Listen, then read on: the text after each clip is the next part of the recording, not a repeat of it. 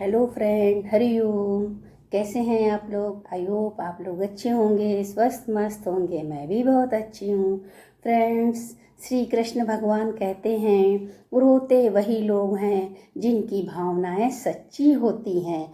मतलब के रिश्ते रखने वालों की आँखों में ना शर्म होती है, ना आंसू होते हैं।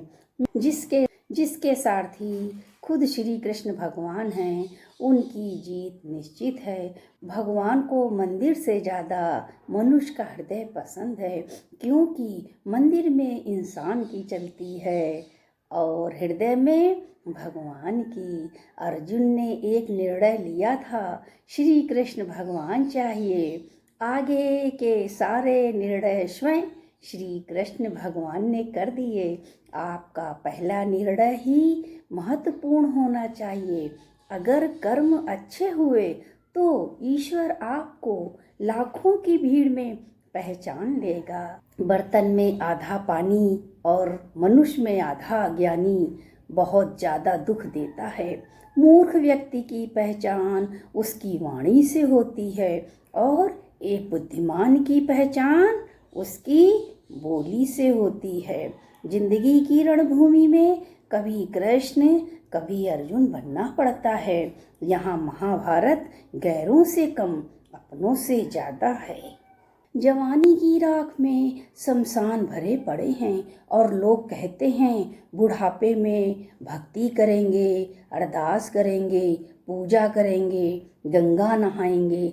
अरे, जीवन गुजर गया, बुढ़ापे में तो हाथ पैर भी नहीं चलते। भगवान कहते हैं मक्कारी मत करो, मन से हार है। मन के जीते जीत, मन के हारे हार।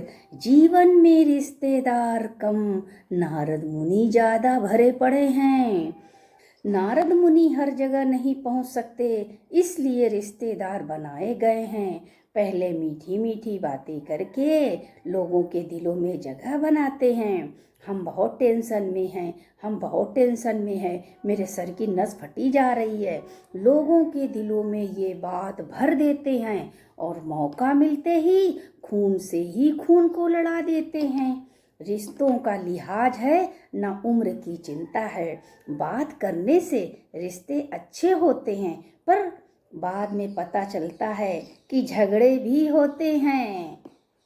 कुछ रिश्ते दिमाग से निकाले भी नहीं जाते। मतलबी लोग कुछ ऐसा हुनर रखते हैं कि प्रेम से ही लड़ाई करा के सारे रिश्ते खत्म कर देते हैं। दिल में जहर, जुबान में रस रखते हैं ऐसे लोग। रिश्तों में कभी दरार न पड़ने देना, क्योंकि रिश्तों में दरार भरने के लिए जिंदगी भी छोटी पड़ जाती है। छोटी छोटी बातों को मन में रखने से रिश्ते टूट जाते हैं। लोग इतने बुरे नहीं होते हैं, जब मतलब के नहीं होते हैं तब बुरे लगने लगते हैं। माना कि लोग बुरे नहीं होते हैं, उनको बुरे तब लगते हैं जब उनसे मतलब निकल गया। आपने ये कहावत सुनी होगी, मतलब निकल गया तो पहचानते नहीं, यूं जा रहे हैं जैसे कि जानते नहीं। मतलब निकल जाने के बाद वो हमें नहीं पहचानते। तू कौन, मैं कौन, मैं नहीं जानता आपको। एक बेटा था, एक माँ थी, दोनों अच्छे से रहते थे। बेटे को किसी से प्रेम हो गया, माँ ने शादी कर दी। बेटा बहू के साथ अलग चला गया। अब पूछो माँ किसके सहारे रहेगी? अब वहाँ बेटा एक घर में जाता है, वहाँ माँ बर्तन मांजती है और बेटा माँ को पहचानने से इनकार कर देता है। लेकिन सेठ सेठानी जानते थे कि ये इस बूढ़ी माई का बेटा है। उस सेठ ने उसके बेटे को नौकरी से निकाल दिया। फिर उस बूढ़ी माँ ने प्रार्थना करी सेठ से और फिर से नौकरी में लगवा दिया, लेकिन फिर वो बेटे के साथ कभी नहीं रही। कहते हैं सम्मान, सबको पैसा नहीं चाहिए, किसी किसी को सम्मान भी चाहिए। जो भगवान के रास्ते पर चल रहे हैं वो सम्मान ही उनको चाहिए। एक बार उनका सम्मान आपने गिरा दिया लोगों की नज़रों से तो वो आपके कभी नहीं होंगे। काम आपका पूरा करेंगे लेकिन आपके नहीं होंगे। ये वही लोग हैं जिनके लिए माँ रात को जाग जाग कर इनको दूध पिलाती थी, तेल लगाती थी, पेशाब टट्टी के कपड़े बदलती थी। ये बेटे आज के ऐसे हैं, इनका काला खून है कि ये माँ को पहचानने से इनकार कर देते हैं।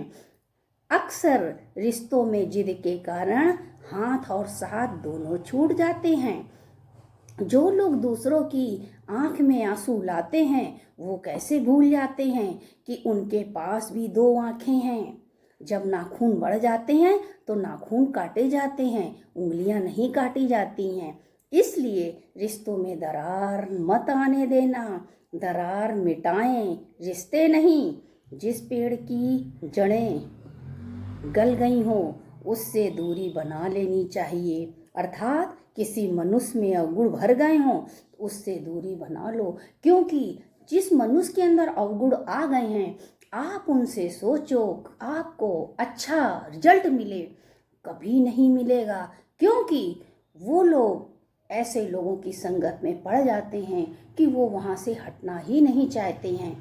वो नहीं हटना चाहते हैं, हम लोगों को हट जाना चाहिए। इसी में भलाई है, जाने कंधाई है। किया है क्या मेरा हाल मेरे कर्मों ने, मेरे कर्मों ने। कहते हैं पास में पैसा नहीं तो वो रिश्तेदारी के काबिल नहीं। रावण ब्राह्मण होकर भी असुर बन गया और सबरी दलित होकर भी देवी बन गई। आपकी नियति आपके कर्म से ही तय की जाती है। जन्म और जाति से कोई लेना देना नहीं है। एक हाथी और गधे की लड़ाई हो गई। लड़ते लड़ते दोनों राजा के पास पहुंचे। राजा ने पूछा क्या हुआ, तो गधे ने कहा ये हाथी कह रहा है कि आसमान नीला है और मैं कह रहा हूँ आसमान लाल है। राजा ने कहा इस हाथी को कोड़े मारे जाएं। पूरे दरबार में सभी लोगों ने कहा राजा जी ऐसा क्यों, हाथी तो सही बोल रहे हैं। राजा ने कहा ये गधा मूर्ख है, लेकिन ये क्यों मूर्ख हो गया, इसको भी हाँ में हाँ मिलाना चाहिए। माना संगत में, संसार में, महफिल में कहीं भी मूर्ख मिल जाए या हमारे घर में भी मूर्ख हो तो आप उनकी हाँ में हाँ मिलाओगी तो जीत जाओगी। आगे की लड़ाई झगड़े से शांति मिल जाएगी। कृष्ण भगवान कहते हैं हे अर्जुन तुम युद्ध करो, तुम युद्ध करो, तुम कर्म करो, तुम फल की चिंता ना करो। क्या होगा, क्या हुआ, क्या होने वाला है, मैं खड़ा हूं, तुम मेरे साथ युद्ध करो। ऐसे एक युद्ध महाभारत में हुआ था। एक युद्ध हम लोग अपने घर संसार में भी करते हैं। तो होशियारी इतनी करिए कि रिश्ते ना बिगड़ पाए। पूरी लड़ाई सूर्पनखा की वजह से हुई और उसका आज तक पता नहीं चला कि वो कहाँ गई, किस जगह गई, क्या कर रही है।